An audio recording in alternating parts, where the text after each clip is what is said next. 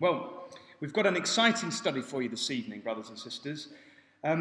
Last time we looked at how God had been working with Britain in the past, and this time, God willing, we're going to be looking at how God is working with the nation of Britain currently and will be in the future. We're going to consider the relationship of certain nations just up until the time when the Lord Jesus Christ returns. And God willing, brothers and sisters, again we're going to find that God is working in our time. There is a God in heaven that we can be confident in and that we can trust and that we can see quite clearly at work, bringing around world events so that the prophecies of old can be fulfilled as has been revealed. So how do we do that? How do we find out what the nations are going to be like just before Christ returns? Well, one way is to look at what we call the Armageddon prophecies. Those prophecies which relate to world events when the Lord Jesus Christ appears on the scene. And Ezekiel chapter 38 is one of these prophecies that we've just read with Brother Alex a few moments ago. What's Ezekiel 38 all about? Well, quite simply, what it tells us is there's going to be an invasion upon Israel from the north, verse 15, by a number of confederate nations, and they're going to come and they're going to attack, particularly, verse 8, the mountains of Israel. They're going to come against the people. They're going to come to take a great spoil.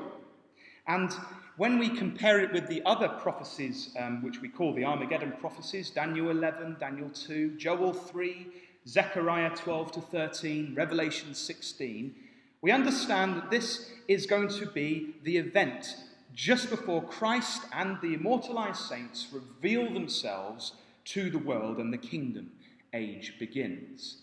So we can piece together quite a lot of the information that we're given. Just like we do with the Gospels, we compare all the Gospels together to get the bigger picture. We have to do the same with prophecy, particularly the Armageddon prophecies. Now, it's not our job this evening to go into immense detail, particularly about the invading nations which come against Israel, but we do wish to set the scene a little bit. If you look at verse 1, the Confederacy of Nations is headed up by one character.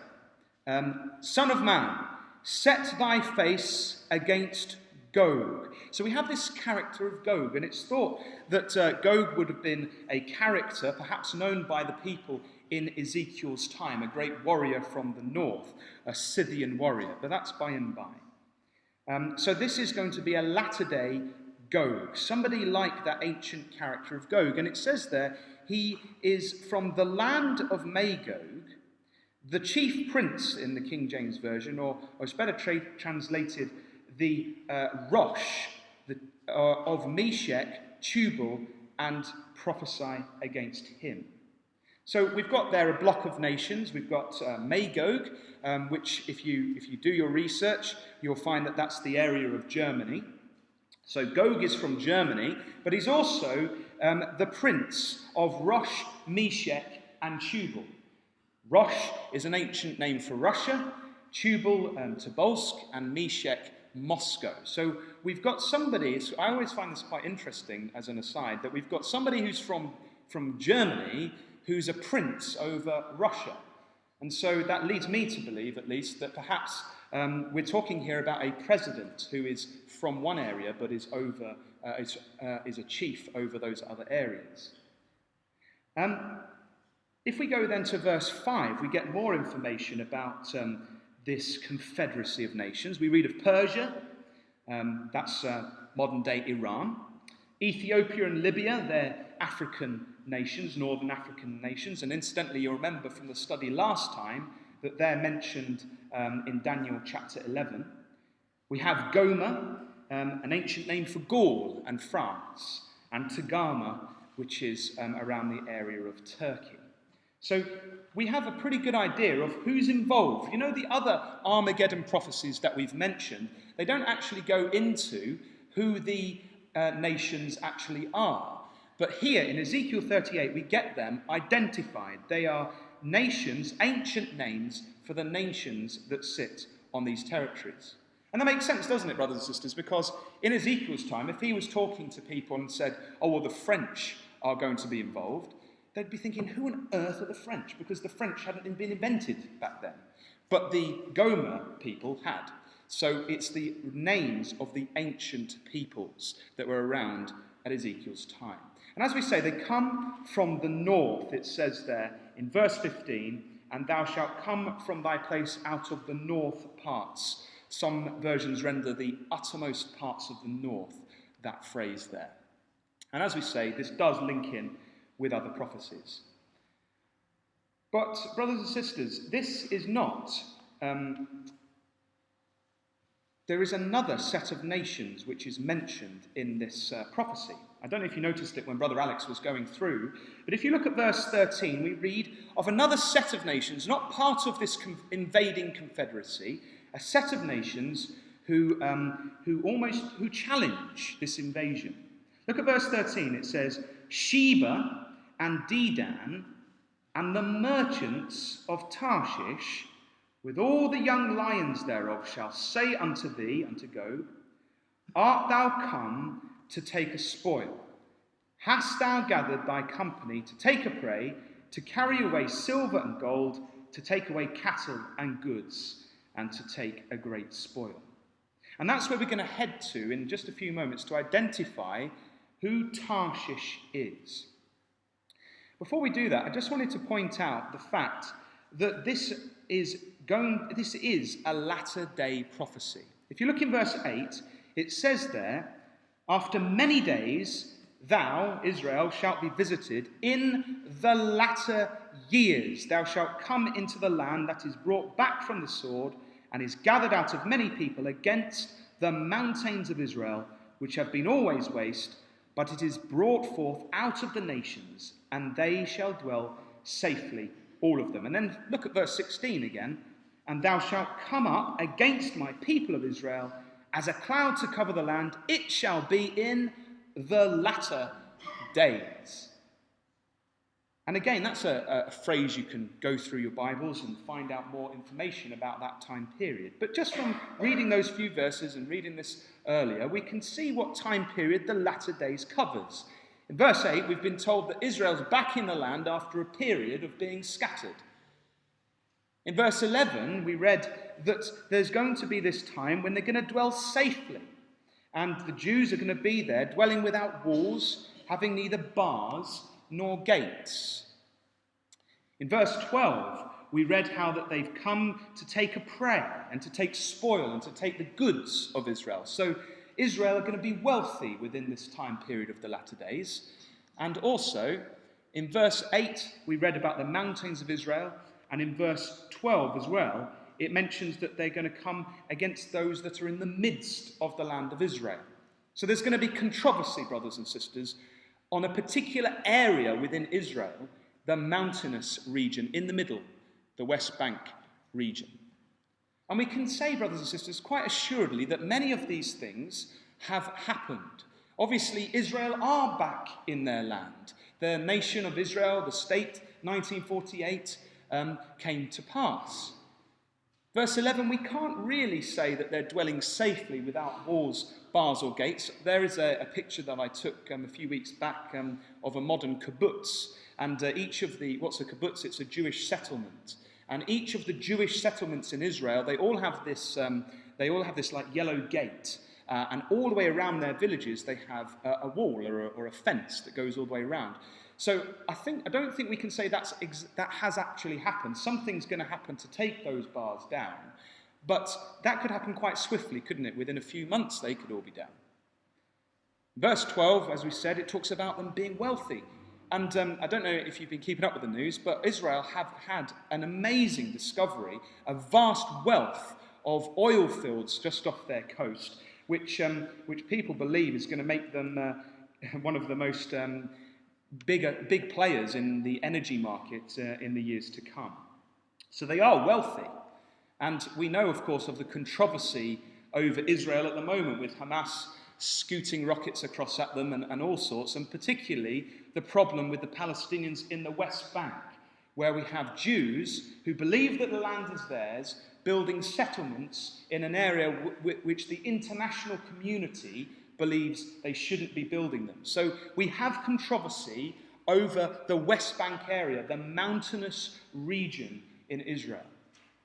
And so it can be a bit staggering, really, because suddenly we realize that we are, for sure, in the latter days. There's no doubt about that. And so we look, don't we, for the signs of the other events that are going to take place in just before Christ returns. And it is the time just before Christ returns. If you look at verse 18, it talks about God acting after this invasion. And it shall come to pass at the same time when Gog shall come against the land of Israel, saith the Lord God, that my fury shall come up in my face, for in my jealousy and in the fire of my wrath have I spoken. Surely in that day there shall be a great shaking in the land of Israel. That's the time when God acts. In Zechariah it says that the Jews will at that time look at the one whom they pierced and mourn as Christ comes to save them from this invading force. As we said, verse 13, though, just before God acts, there's this, what we would call maybe a feeble challenge. We've read of 3 or 4 characters there: Sheba and Dedan and the merchants of Tarshish and the young lions thereof. And they say, have you come to take a spoil? Art thou come to take a spoil? Just keep your hand in Ezekiel chapter 38. I'd like you to just flick across to 1 Kings chapter 17 and verse 18. Because here in 1 Kings chapter 17, we have the same Hebrew for the word art thou come. And it gives us an understanding of what this means. What does it mean when they say, have you come to take a spoil? Well, if you look at 1 Kings 17, it's a different context. It's Elijah, and he has some dealings with the widow woman. I'm sure you remember the passages. But particularly, she says to Elijah after her son falls sick in verse 18, she says, what have I to do with thee, O thou man of God? Art thou come unto me to call my sin to remembrance and to slay my son? Now what that tells us, brothers and sisters, it's the same word. Have you come to me? In other words, Elijah had physically come to speak with her. And so that gives us the idea of what this challenge is here when we flick back to Ezekiel 38. The Gogian force had come to the area where Sheba and Dedan and the merchants of Tarshish were operating. And so they are saying to them, have you come? The Hebrew is the word bao, meaning to come or to enter. Have you come to us to do these things? So wherever Sheba, Dedan, the merchants of Tarshish and the young lions are, they are in the region where this conflict is taking place. And all they can do is ask the question. There doesn't seem that any further action takes place. They're not strong enough, it seems, to actually do anything about the great invasion. But the fact of the matter is they're there.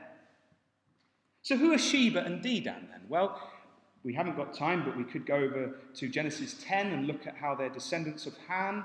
And in Genesis 25, they're mentioned as going to the east country. And we believe that it's this area here, the area of the Gulf, the Arabian Peninsula. The modern-day countries that inhabit that area are Saudi Arabia, the United Arab Emirates, Qatar, Kuwait, Bahrain, Oman, and Yemen. And what's interesting, brothers and sisters, is that these countries are Arab Sunnis. They're Sunni Muslims. I don't know if you know much about Islam, but that's quite significant because there's 2 types of Muslims in Islam. There's the Shia Muslims, Iran, Syria, the Palestinians, Turkey, Pakistan. They're all Shia Muslim countries. And they believe that following the Prophet Muhammad's death, that leadership should have gone directly to his cousin or his son-in-law, Abu Talib. But Sunni Muslims, the Sheba and Dedan group, they're separate from the Shia Muslims, and Sunni Muslims believe that the new leader should have been elected from among those who were capable for the job. So there was this division very early on in Islamic history, a falling out in the Arab world. And again, brothers and sisters, we think, how amazing is that? The angels have been at work, even in that regard, to separate out these nations so they're different from the other Arab nations of the world. And what's even more fascinating is that these particular Muslims currently, the Sunni Muslims, they're slightly concerned at the extremism of Iran, because they know that after Iran, if Iran was to eradicate Israel, the Shia Muslims, guess where they turn their attention next? Well, on their brothers who they believe are wayward, the Sunni Muslims. So what we're starting to see is a nervousness with these nations, particularly about Iran getting nuclear weapons, and they're starting to lean a little bit towards Israel. And so keep an eye out for that in the news as they tentatively support Israel at a distance. Obviously, they're not too keen because they are Muslim countries as well. But what we would like to do now is to spend the rest of our class, after that setting the scene, so to speak, trying to identify who Tarshish is. Now, brothers and sisters, if I was to say to you, who's Tarshish, I'm pretty sure the majority of us here would perhaps say, well, it's Britain. But brothers and sisters, if I was to then say to you, well, prove to me that it's Britain, I think we perhaps might struggle. And I don't think it's good enough, is it, to just kind of follow what we've heard. Surely we need to get down to it and to have some good tangible reasons as to why perhaps we might suggest that Tarshish is Britain. And so, God willing, that's what we hope to do in this class. But what we have to do, brothers and sisters, is we have to be a bit like Sherlock Holmes, okay? So we've got to go around and we've got to pick up some clues as to perhaps who Tarshish might be. And then we have to go through and see which nation those clues could fit to. And hopefully, as I'm sure by now you're aware, I believe that it is Britain. But hopefully you also will agree with that by the end of the class. So initially, what clues can we find straight up from here in Ezekiel chapter 38? Well, if you look in verse 13, we've already been told that they are the merchants of Tarshish. Now that's strange, isn't it? Because all the other nations that have been mentioned are just mentioned by their name. But here we have the merchants of Tarshish, which seems to imply that only the merchants are in the vicinity of the conflict. Tarshish itself is not there, but the merchants, the traders, they are in the vicinity. So Tarshish is going to be somewhere else, but their merchants are going to be in the place where this conflict takes place. So that's our first clue. This is a trading power, and particularly a trading power who is there with Sheba and Dedan. They're in the Gulf. The word merchants means, in Hebrew, is kakar. It's used 20 times in the scriptures, translated as merchant 14 times, trade twice, merchantman once, panteth once, and that's in Psalm 38, my heart panteth, and traffic once. And the idea is it's being busy in trade. And Gesenius, a scholar, says that the word means to go around, to travel about countries for the sake of traffic, hence trade. So we're not dealing here, brothers and sisters, with a native power in the vicinity of Sheba and Dedan. We're dealing with a trading power who happens to be there at the time, who will also join Sheba and Dedan and say, have you come to take a spoil? But they're going to be connected, aren't they, with Sheba and Dedan. And incidentally, we'll look at this, God willing, in our next study in Psalm 72. In the kingdom age, Sheba are there with Tarshish in bringing a gift to Christ in the future. So there's a great strong link between Sheba and Tarshish and Dedan. So that's the first clue. They're a trading power. What about the second clue? Well, we've read there that they are there with all the young lions thereof. That's a bit of a peculiar expression, isn't it? Because we're talking about nations, and suddenly we read of these young lions. Now, I think, brothers and sisters, we can dispense with the idea that these are literal lions, because the context here is of national powers. I don't think Tarshish is literally going to have a herd of lions that it's going to have in the vicinity. I think this is talking about something else. The context is political powers. And, of course, throughout the scriptures, lions are used in that way. Jeremiah 1:17, for example. But also, if you flick back to Ezekiel 19, you'll also find they're used as a symbol of political powers here. Ezekiel chapter 19. And this one is talking actually about Israel, particularly. It says there, in verse 1, "Moreover, take thou up a lamentation for the princes of Israel, and say, What is thy mother? A lioness? She lay down among lions. She nourished her whelps among young lions, and she brought up one of her whelps. It became a young lion, and it learned to catch the prey. It devoured men." So here, clearly, we're talking symbolically about the behaviour of lions being connected with a political entity, which is Israel. And it's speaking about how lions behave in the wild. You know, it's wonderful, brothers and sisters, isn't it? How God creates his creation, and that for us to find lessons from. And here he's showing us a lesson. And what happens is the lioness gives birth to cubs, whelps in verse 3.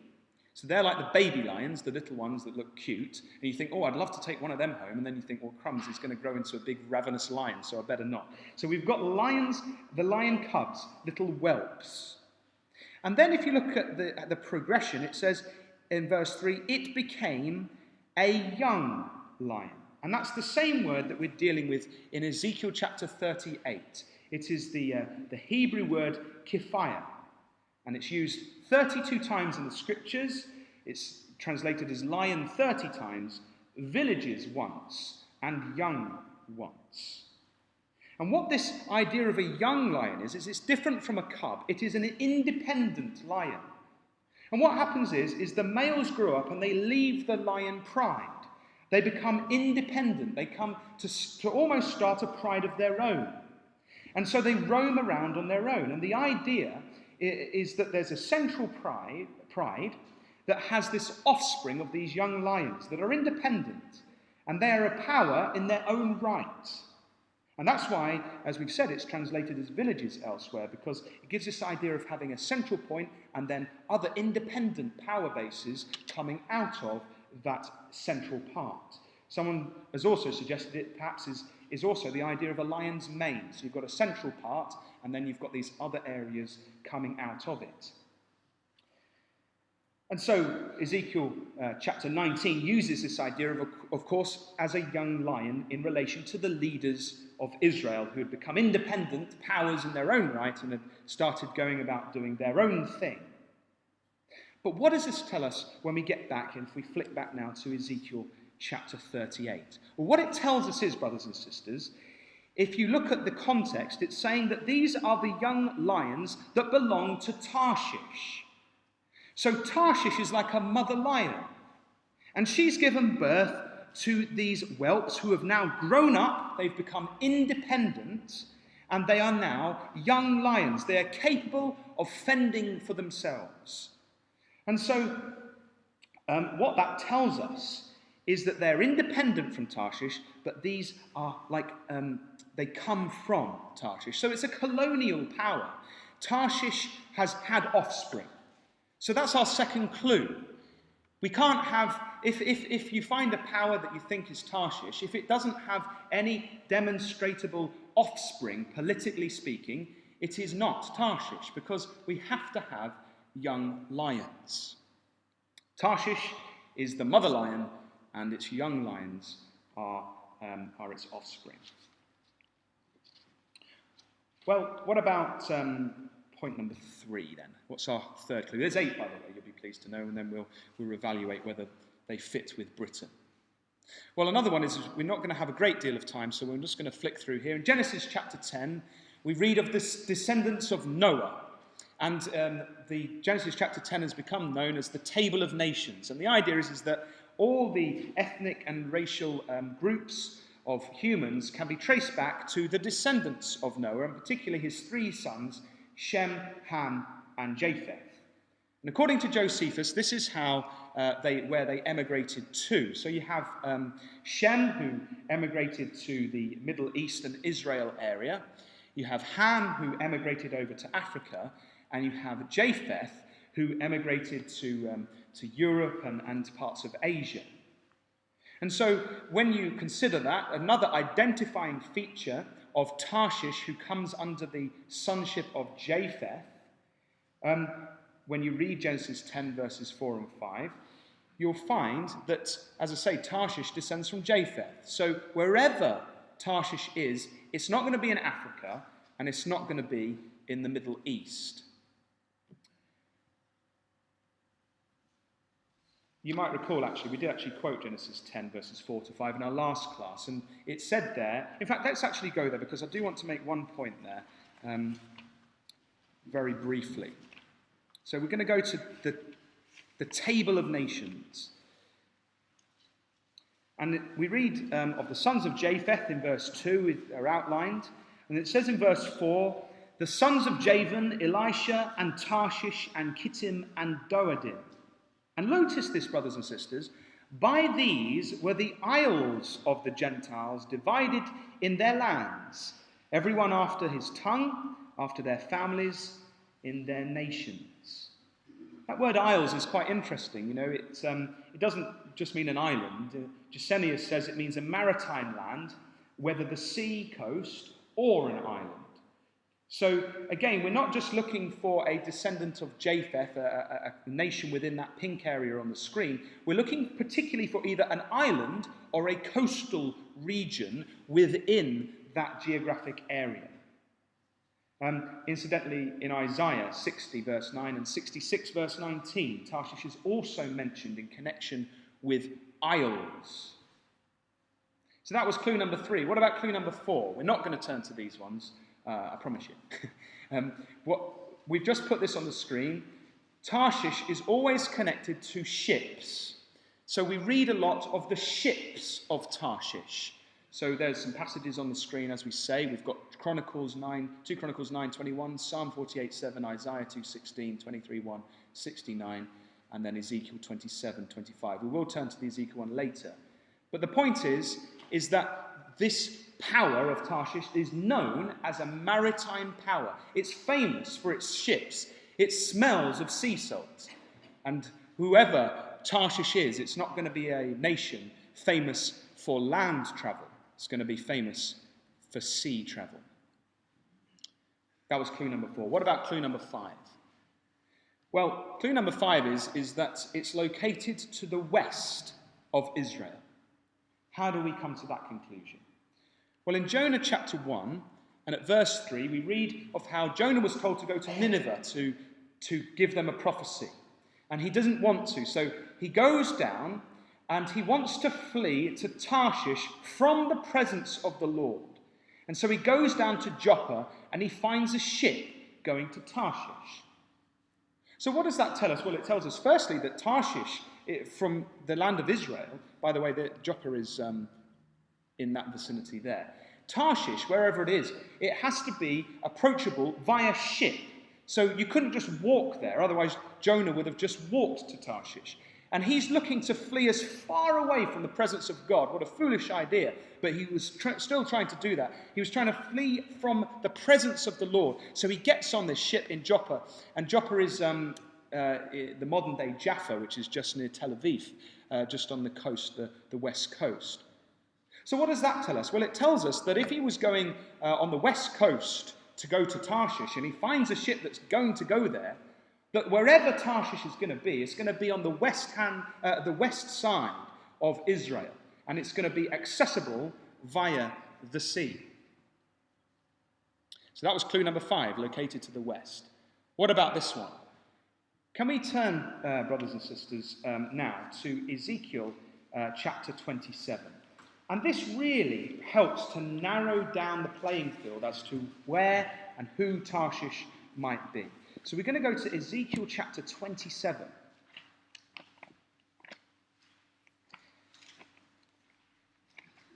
Now, I've got to give you a bit of background to Ezekiel chapter 27 so we can appreciate what it's telling us. In verse 1, the prophet's given the prophecy by God. The word of Yahweh, the Lord, came again unto me, saying, Now, thou son of man, take up a lamentation for Tyre.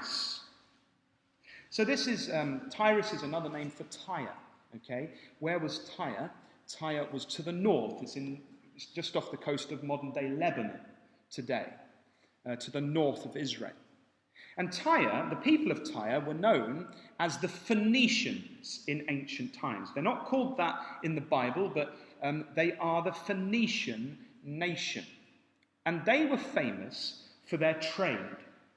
The Phoenicians were phenomenal traders. You can see a map at the bottom here. You see that yellow line there? It shows how they'd gone all around the world, all around the Mediterranean at least. This is just the western side. They were also off on the other side, the east. And what they did was, they weren't particularly strong militarily. They weren't like a military power. But what they were fantastic at was setting up little colonies, little groups of people who would work with the natives of wherever they came across, and the natives would bring them all their goods from that particular area and then sell them to the Phoenicians, who would then put them on their boats and off they'd go, and then they'd stop back at that place at a later time. And you can see there that's one of their ships engraved in a sarcophagus at one point, and some of their coins. And all of this depict the fact that they were an amazing trading power of the ancient world. And they do turn up in our Bibles, brothers and sisters, because you might remember a certain Hiram, who at the time of David allied himself with David, and who helped, in fact, supply the temple with particular goods when the temple was built. And he sent people down who were skilled to help build the temple and also King David's palace in Jerusalem. And it's my belief, brothers and sisters, because it says in Amos that they had a brotherly covenant with Israel. And it's my belief that they were, in fact, at that point, proselytes, that they'd converted to serve the God of Israel. And it's a sad fact that, unfortunately, they forgot their alliance with Israel, and they turned their back upon God. And so now the prophet is told to deliver a message of doom to the people of Tyre. And so in verses 5 to 7, we read about the amazing ships that they had, the greatness of Tyre's ships which they traded in. In verses 8 through to 11, we read of the personnel of Tyre, how skilled they all were. In verses 26 through to 36, we then read of the fall of Tyre. Did I say verses 12 to 25, which is the important bit that we're going to home in on? And verses 12 to 25 talk about all the traders of Tyre, those that come and helped them become this great nation. And it's this list of traders that's interesting. And what it does, brothers and sisters, is it tells us the nation, and then it tells us the goods which were native to that country, to that area, to that nation. So, for example, in verse 14, we read of Togarmah. And what did they get from Togarmah? They got horses, horsemen, and mules. So the horses, horsemen, and mules, they were from Togarmah. In verse 15, we read of Dedan. And Dedan came to Tyre and traded with them with horns of ivory and ebony. So the horns of ivory and the ebony, they came from Dedan. And then another one just out of randomness, verse 18, Damascus. And from Damascus came the wine of Helbon and white wool.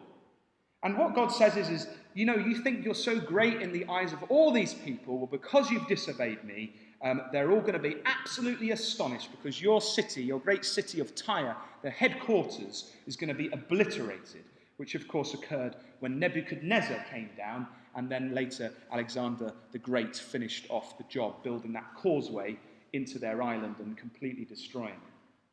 But what's interesting, brothers and sisters, is verse 12. Because there we read of our subject. Tarshish was thy merchant, by reason of the multitude of all kind of riches. With silver, iron, tin, and lead they traded in thy fairs.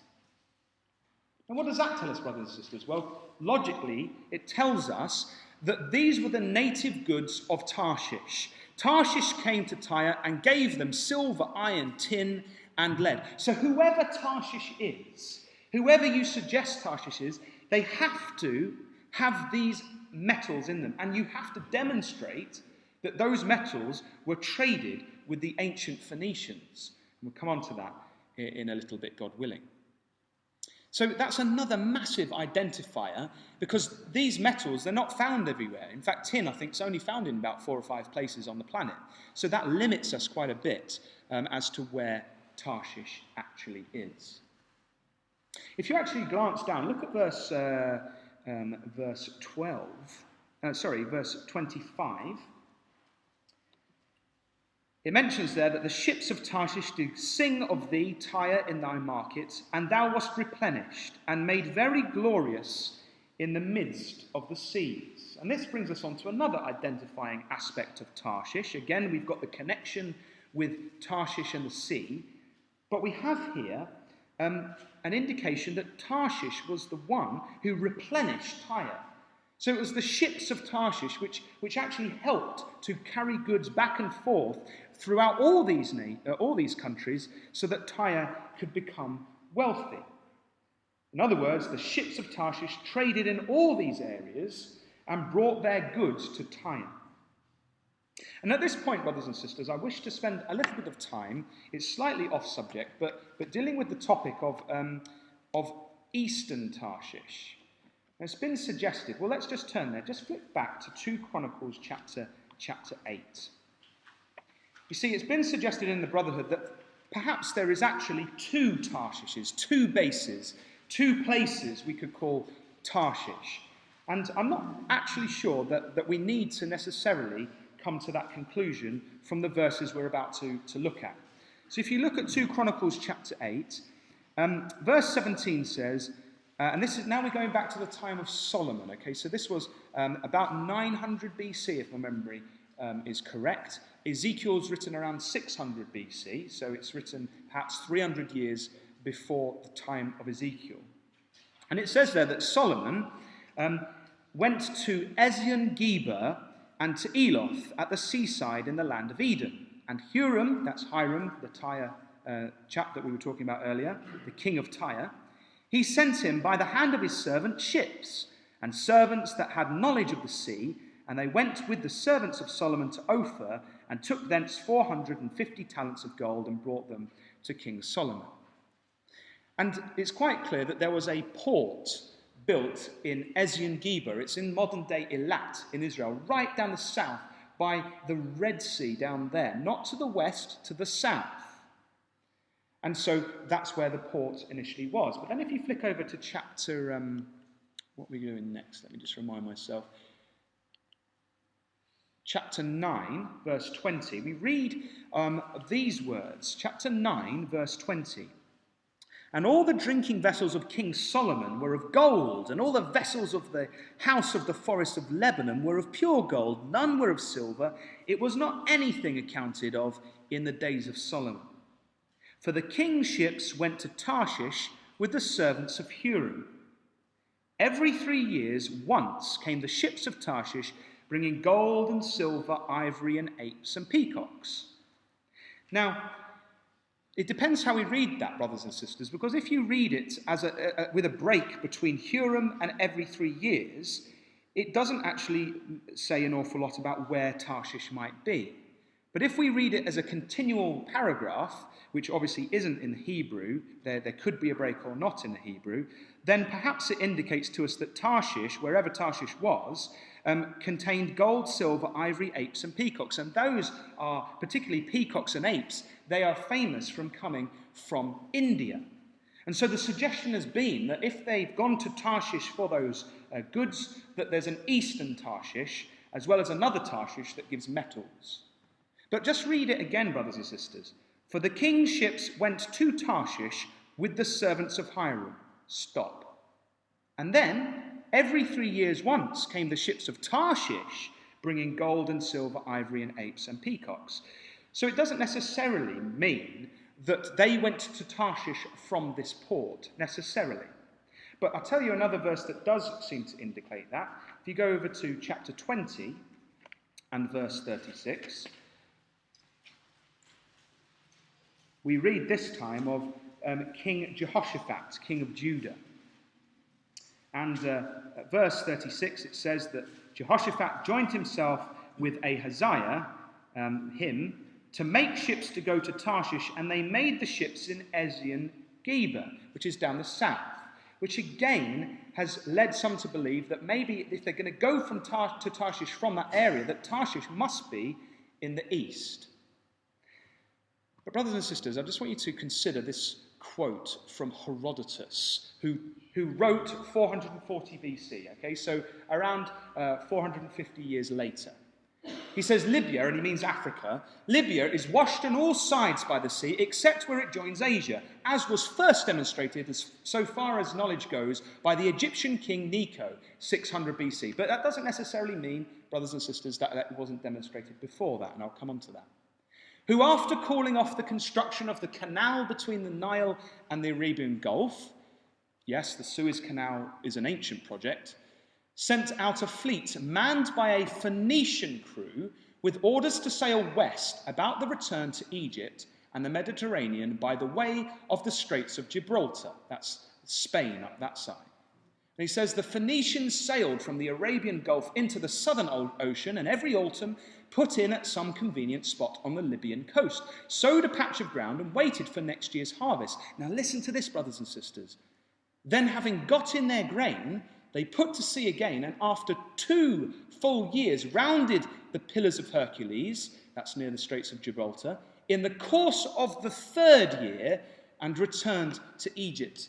So what does that tell us, brothers and sisters? That the Phoenicians went right around Africa every 3 years, according to this historical record here. And what did we read?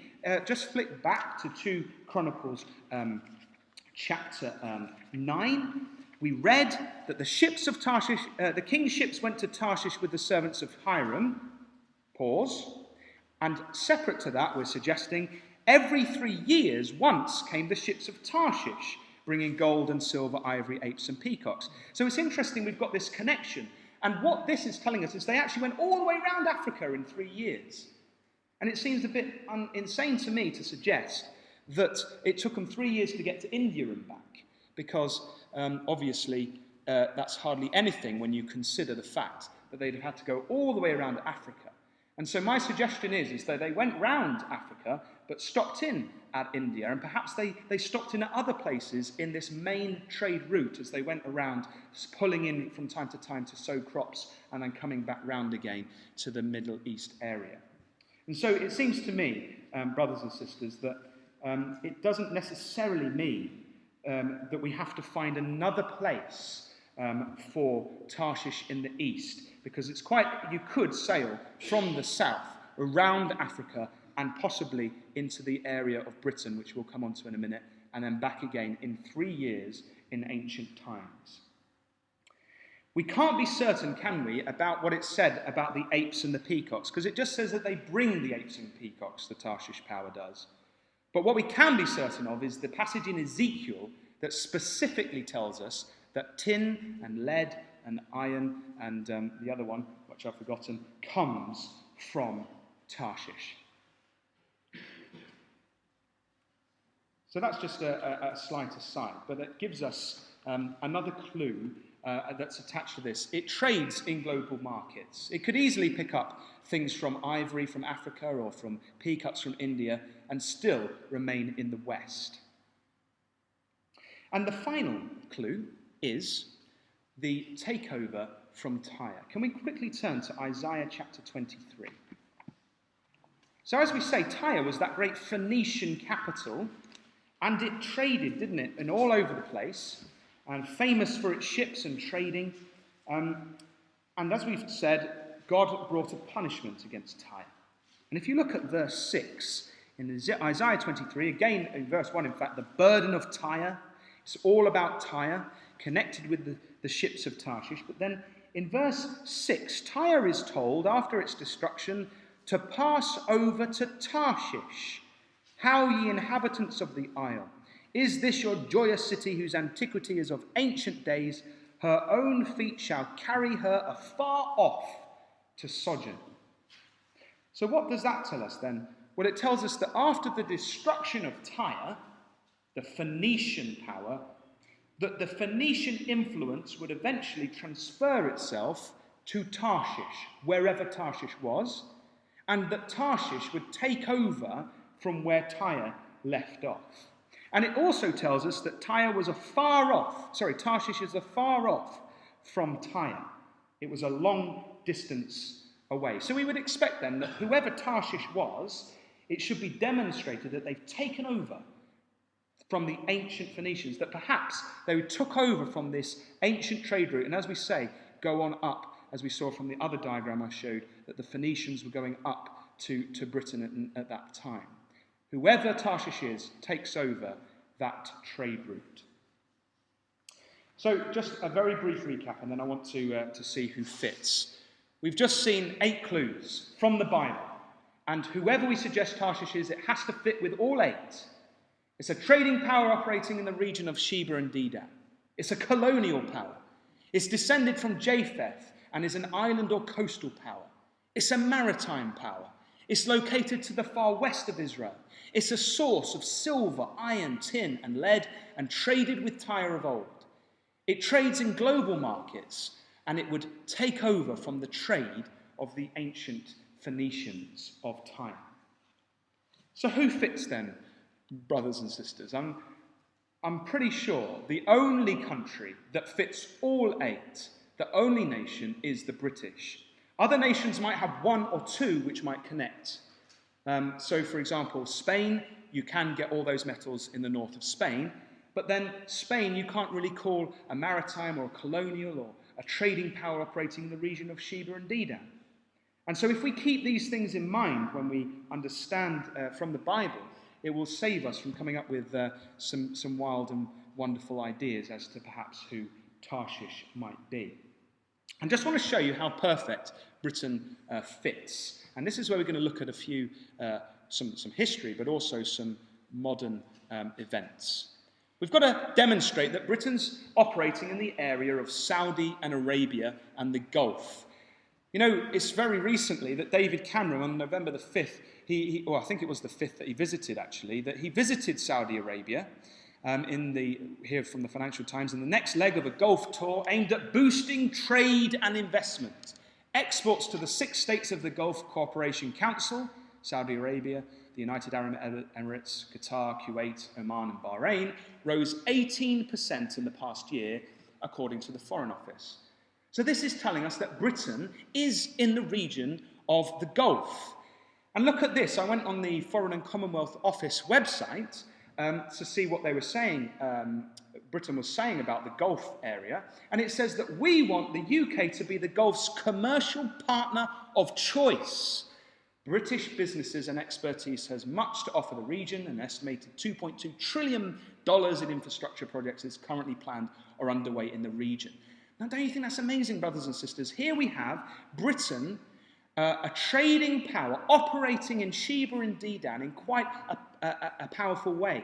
Is it that this is the connection which causes the merchants of Tarshish to be in the area, for them to say with Sheba and Dedan to Gog, have you come to take a spoil?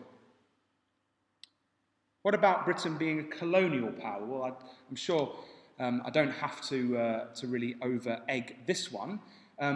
Britain obviously had a great empire of old, which we looked at in our last study. They're now independent from Britain. So we have independent powers, young grown-up lions who are their own entities and their own powers in their own right. They no longer rely on Britain, and they now are called the Commonwealth. I think there's 50-odd countries attached to that, and incidentally, nearly 20% of global trade is all done through the Commonwealth. So we have the mother lion, Britain, and we have her young lions trading in the areas of Saudi Arabia.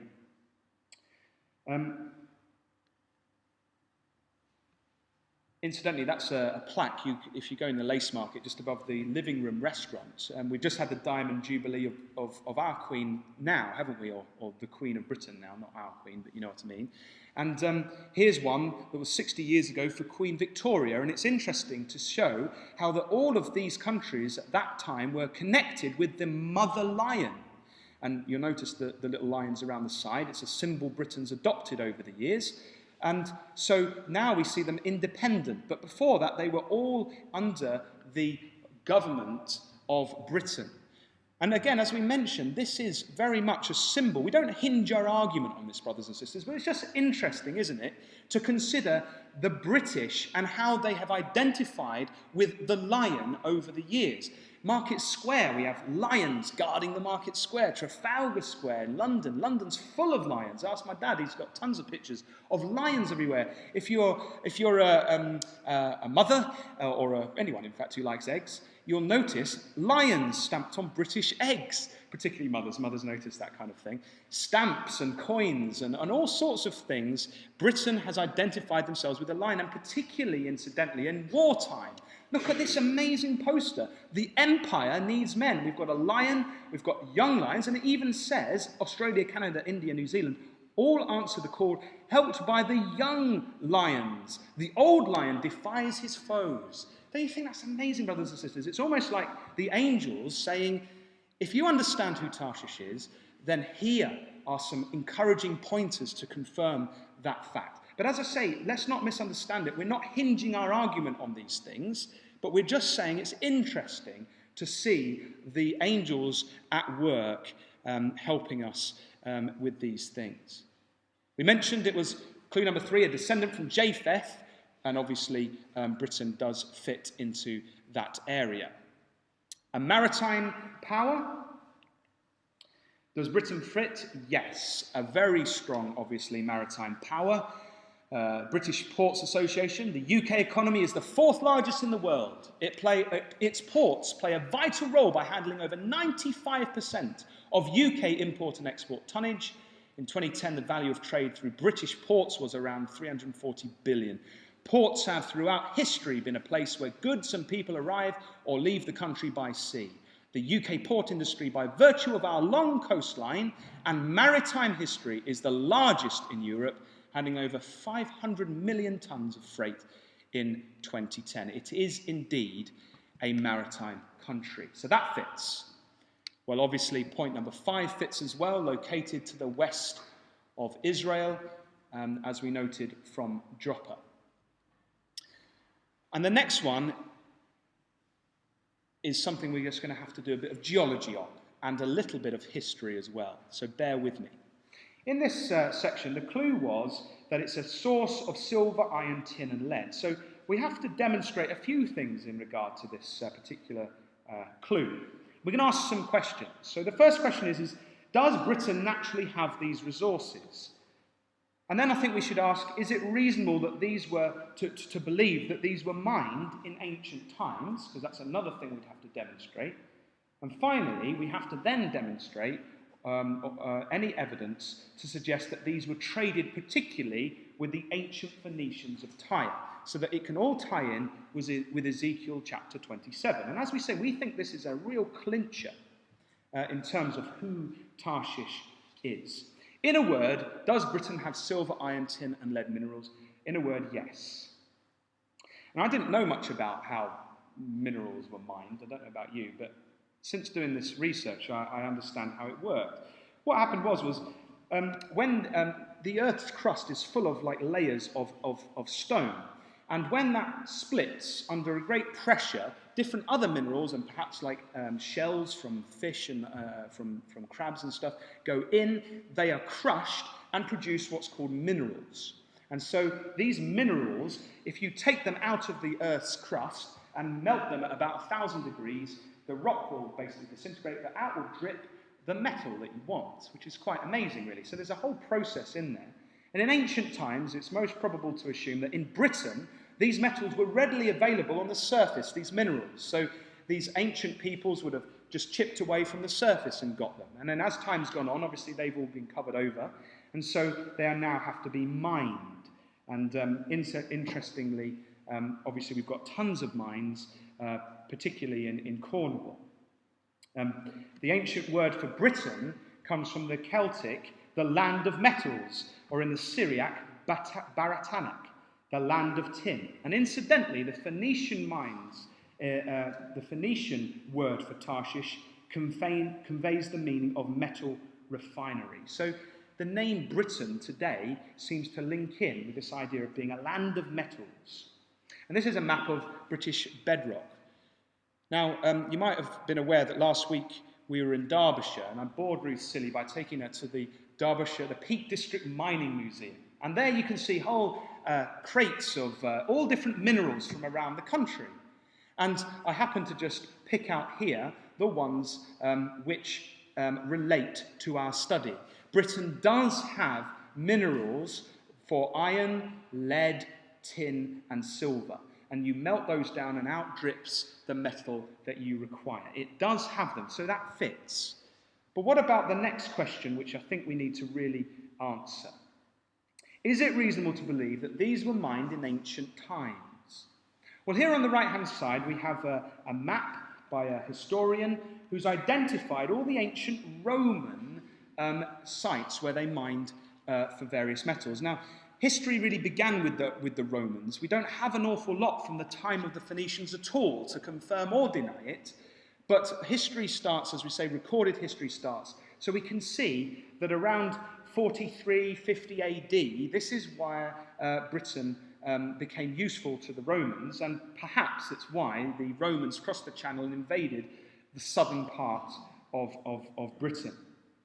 And if you still don't believe that Romans harvested these goods from the natives, well, here's some evidence. Took a lot of time to research these, but you can actually go to various museums to find the ingots. They call them ingots or pigs, probably because they're a pig to lift and carry around, that they formed after they'd melted out the minerals. So you've got silver from the British Museum, and all these things have stamped in it Roman identifiers. Iron from Scotland, tin in the Royal Cornwall Museum, and the museum Ruth and I went to last week, the Peak District Mining Museum, it actually had a lead ingot that had stamped in the side of it Britannia, and then it had a date or some mark as well. And it was absolutely wonderful to see that these were not only mined in ancient times, they were formed in ways that they could be carried back across to the Mediterranean countries and traded.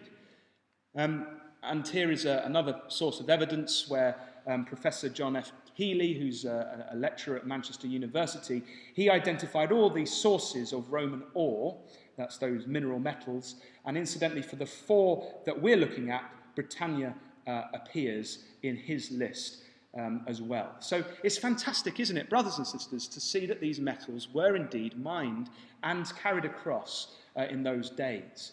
This is quite a famous one. This does potentially date back to Phoenician times and the time of Ezekiel, an ancient St. Mau's tin ingot. It was dragged up in the port of St. Mau's when they were trying to churn it out so they had bigger ships in. And they think that this, because of the shape of it and the age of it, was perhaps formed around 2000 BC, which is pretty amazing, found in Britain. So we can be sure that these metals were mined in ancient times in Britain. Final question on this one. Were these metals traded with the Phoenicians? Now that's a bit trickier, isn't it? That's a little bit trickier. As we say, history does not say an awful lot about the Phoenicians. But they were in Britain. We can establish that for a fact. Here's something from the BBC a couple of years ago. They found this skeleton near Stonehenge, and it says, chemical tests on teeth from an ancient burial near Stonehenge indicate that the person in the grave grew up around the Mediterranean Sea. The bones belong to a teenager who died 3,550 years ago and was buried with a distinctive amber necklace. So the Phoenicians were in Britain almost 3,550 years ago. It brings us beyond the time when Ezekiel wrote these things. The Mediterranean people had travelled to England. But this find, I think, only recently couple of years ago really confirms that Britain had connections with Phoenicia of old. They found a ship off of Cornwall, Bronze Age shipwreck artifacts found near Salcombe. And guess what was on the shipwreck? They had these ingots, artifacts including copper and tin ingots, gold bracelets, and a bronze sword were found near Salcombe by amateur archaeologists last year. Amazing. We have a trading ship, a Phoenician ship, which has on board over 300, I think it was, of these ingots. So it's clearly trading them. It wasn't just a few loose change in your pocket. These are big pieces of metal which would have been then used to trade. And what's interesting about tin is, if you want to make bronze like the Greeks did when they were fighting, you have to have copper and tin, melt them together, and it creates a really, really strong and powerful metal, bronze. And so for the ancient world, particularly the Greeks, it was essential to get hold of this tin stuff. They had copper, but they needed tin. And so the suggestion is that this was the source for the Greek bronze, which occurred back in all that time back in time, and this was the trade from that. There's a few bits more of evidence that I'd love to share with you. I know we're running out of time drastically, but does anyone know what a periplus is? Well, a periplus is like a list of ports. So if you're an ancient trader, you'd go to a port and you'd say, right, I've been to this port, and then you'd take a note of what they were exporting and importing. So you'd say, all right, they're exporting turtle shells, and they're importing purple dye. Wonderful. And then you make a note of it, and then you travel around the place, and after a while, this periplus would become quite valuable, because you'd want to know, if you were in a port, you'd think, crumbs, these guys are selling these dirt cheap, and I need somewhere else to trade them. Oh, on my periplus, I can find that the port down the road wants them, so I'll take those goods, buy them, and sell them to that port, because that's what's in need over that area. And this ancient periplus, the periplus of the Ethiopian Sea in the eastern side of the world, is quite famous. It's around the time of 30 AD. So, okay, 600 years off of Ezekiel's time, but still important, because it lists in order the ports and coastal landmarks with approximate intervening distances that the captain of a vessel could expect to find along shore by this merchant. And what's interesting is that he mentions 4 places in regard particularly to tin. He mentions them there: Avalius, Cana, Ozine, and Bakar. And what's fantastic about that is that each of those places imported tin, but none of them exported tin. And he even says where they got the tin from. He says, there are imported into this place, he's talking about Cana, from Egypt, a little wheat and wine, as at Musa, clothing in the Arabian style, plain and common, and most of it spurious, and copper and tin. And he's saying that they came from Egypt. Now what's interesting is that tin was not mined in Egypt. So the question is where did the Egyptians get their tin from? So we have to find other evidence from it. But what it tells us is that wherever the ancient world got their tin from to make all their bronze, it wasn't in the east, so we've got to look west. Here's that chap Herodotus again, cracking beard. And what did he say about these things? He said, 440 BC, we're only 200 years, under 200 years off of when Ezekiel wrote. This is fascinating. He was in Greece, and he says, of that part of Europe nearest to the west, I am not able to speak with decision. I by no means believe that the barbarians give the name of Eridanus to a river which empties itself into the northern sea, whence it is said, our amber comes. Neither am I better acquainted with the islands called the Cassiterides, which from which we are said to have our tin. So he's talking about 2 things there. He's talking about amber and tin. And he's not sure, he's not acquainted particularly where they're from, but he knows that one comes from a river, and the tin particularly comes from islands called the Cassiterides. And then he says, the name Eridanus is certainly not barbarous. It is of Greek derivation, and as I should conceive, introduced by one of our poets. I have endeavoured, but without success, to meet with someone who, from ocular observation, might describe to me the sea which lies in that part of Europe. it is nevertheless certain that both our tin and our amber are brought from those extreme regions. So where did the ancient world get their tin? According to a man who lived at that time, from the western extreme end of Europe, from islands. It's really important that we understand that the tin came from islands. It didn't come from Spain, it came from an island, and particularly a group of islands called the Cassiterides. So we're starting to build up this picture that tin came from the western islands. And when we go through other historical evidence, Julius Caesar, just before he invades Britain, he says, the island is well peopled, full of houses built after the manner of the Gauls, and abounds in cattle. They use brass money and iron rings of a certain weight. The provinces remote from the sea produce tin, and those upon the coast iron. So we have Britain in ancient times, already before the Romans get there, producing metal. A great evidence to suggest that they had it to trade with the Phoenicians. And here's one, Diodorus from 8 BC. He makes a very interesting point. Now we shall speak something concerning the tin that is dug and gotten there, the Cassiterides.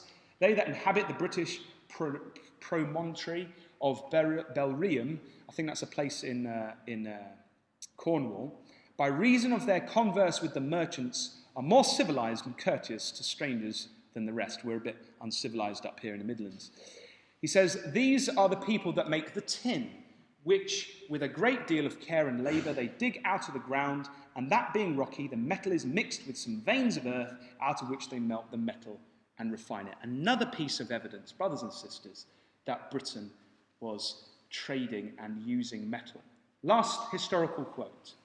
The Cassiterides are 10 in number. We don't know quite why he says they're 10, but it is thought that perhaps the lay of the land was different back in 18 AD, says Strabo. He says they're 10 in number and lie near each other in the ocean toward the north from the haven of Artabri. Of the metals, they have tin and lead, which with skins they barter with the merchants for earthenware, salt, and brazen vessels. And now, this is fascinating. Why is it we don't have anything from the Phoenicians telling us this? Listen to what he has to say. He says, formerly, the Phoenicians alone from Gades engrossed this market, hiding the navigation from all others. So the Phoenicians had been to Britain, and they were there. And then it says, when the Romans followed a certain shipmaster that they might discover the market of metals, the jealous shipmaster willfully stranded his vessel on a shoal, misleading those who were tracking him to the same destruction. Escaping from the shipwreck by means of a fragment of the ship, he was indemnified for his losses out of the public treasury. So when people tried to follow the Phoenicians were so fanatical about keeping secret that Britain had all this wonderful metal that they would happily run their ships aground to stop people understanding the secret. And that's perhaps why Herodotus couldn't find one person that had been to the Cassiterides. He knew that they were there, but he hadn't found a person that had been there because the Phoenicians were so secretive. So that's point 6. I think we've clearly demonstrated all those points that Britain fits the bill. It has those metals, and it traded in them in ancient times, according to all the historical references I could find anyway in my research. It trades in global markets. Well, clearly Britain does. London, obviously, is a massive player in the world stage. In fact, it's the 4th largest stock exchange in the world. Interestingly, talking about the fact that Britain needs to be connected with Sheba and Dedan and the Gulf states, it's incidentally owned, look at that, the key stakeholders are a Qatar country, a company, 15%, and a Dubai company, 21%. There are real solid connections between Britain and Saudi Arabia and those states from that area, the Gulf area. And we read here the exchange is the most international of all the world's stock exchanges, with around 3,000 companies from over 70 countries admitted to its trading on its market. So the London Stock Exchange trades in the global markets and clearly helps to ferry goods around the world. And we said, didn't we, that clue number 8 was it was to take over from Tyre. So whoever Tarshish is, we have to demonstrate, took over perhaps these ancient trade routes. Well, this was a slide I actually showed last week to demonstrate the activities of the East India Trading Company, who did take over those markets. You know, they were famous, weren't they, for going to the east. They also went to the west, didn't they, to the Caribbean and to Africa and to those areas there and the terrible atrocities of the slave trade. But we can still see, nonetheless, that Britain did take over that role as a trading power between east, west, through the Mediterranean. So we've seen then, really, brothers and sisters, that Britain fits all of the Tarshish clues. You know, if another country arose which fitted all 8, then perhaps we might start to think, well, perhaps that's Tarshish. But I very much doubt it. I think we can be very, very confident, for these reasons demonstrated scripturally and historically, that Britain is the only fit for Tarshish. And if anyone suggests anything otherwise, then I'd suggest that they need to do this study that we've done, collate the evidence, and to sum up. But what does it all mean, brothers and sisters? What does it mean? Well, when we come back to Ezekiel chapter 38, the signs of things that are going to happen just before Christ returns are clearly set out, aren't they? We have the Gogian Confederacy on one hand. On the other hand, we've got Sheba and Dedan and the young lions. So we get a picture, don't we? We've been given a vision, brothers and sisters, to encourage us. As we look out at the world, we actually see these things occurring. Tarshish, Britain, is going to be separate from these other nations, from the European powers.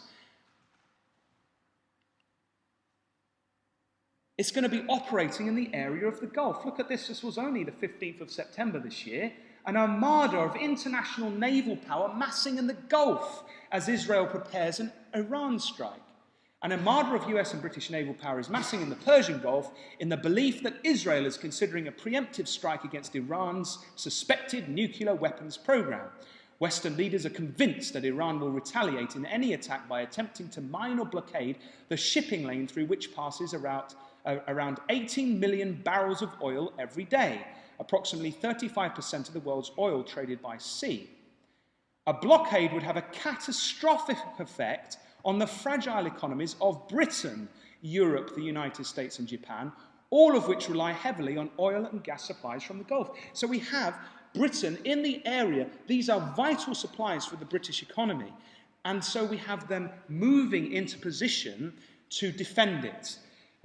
Only the other week, Cameron, he met with the states of the Gulf, and he says, and the Independent reported, it is understood that the government is keen to reassure its Gulf allies that they would have Britain's full diplomatic and military backing should tensions with Iran escalate further. Britain is in that area and is diplomatically and militarily there. Are you come to take a spoil? It's clearly coming to pass before our eyes. If we could see these things in our newspapers day to day, I think we'd get very, very encouraged. The Black Duke, it's a ship, will be on guard in the Arabian Gulf this winter and spring. The Type 23 frigate and a crew of 215 left Plymouth last month and will be policing busy shipping lanes. Monmouth will disrupt and deter piracy to protect shipping on a vital maritime trade route. You see, we don't really think about this because we just go to Sainsbury's and pick up our food. But all that stuff comes through some of those areas, and particularly when we fill up our cars, it's a lot of it coming from the Gulf area, from Sheba and Dedan. What about Britain separating itself from Europe and becoming independent? Well, that's clearly on the cards. Look at this from last year. You remember Britain vetoed a really vital item that the European Union were putting forward, the new treaty, which was to take away more powers. And we read from the Telegraph there that the title was EU Treaty, David Cameron stands as the lone man of Europe. And the Telegraph suggested that the actions of Britain last year could end with departure from the EU. So Britain will be separate in a location where they can challenge the European powers. The Daily Express is championing this idea of being independent with its campaign to get Britain out of the EU now. That's one of the covers that they had. We demand our country back. The British public, because of reports like these on the screen, are sick to death of the EU stamping all over the sovereignty of the British. And so we can see, brothers and sisters, Britain on the way out of Europe. We can see them becoming independent to trade with their young lion nations, and we can see them very much being independent. There's news stories galore. These are not even, I've not even had to go back in time. These are all, this year and the last few months. The majority, look at that one, majority of British public want to leave Europe, the independent, 26th of November. So we're nearly there in terms of the signs. And when Britain does leave the EU, let's think about, brothers and sisters, this prophecy here in Ezekiel chapter 38. Now, it's all been very interesting, and as I say, we've done a bit of a study, and it's been intellectual head knowledge up until now. But what we don't want to do is just have that knowledge banging around in our heads and think, well, that's interesting, and go our separate ways and carry on as if we hadn't understood any of this. Because knowledge brings responsibility, doesn't it? And what this is telling us is, as we've seen these signs come to pass and coming to pass before us, what it needs to make us do, brothers and sisters, is pull our socks up and is to prepare for the coming of our Lord Jesus Christ. And so as we see then Bible prophecy being worked out before our very eyes, we can be confident, can't we, that God is at work, that Christ is coming. And so the question that I think the Scriptures is saying to all of us here tonight is, are we ready? And if not, then let us get ready for the return of our Messiah.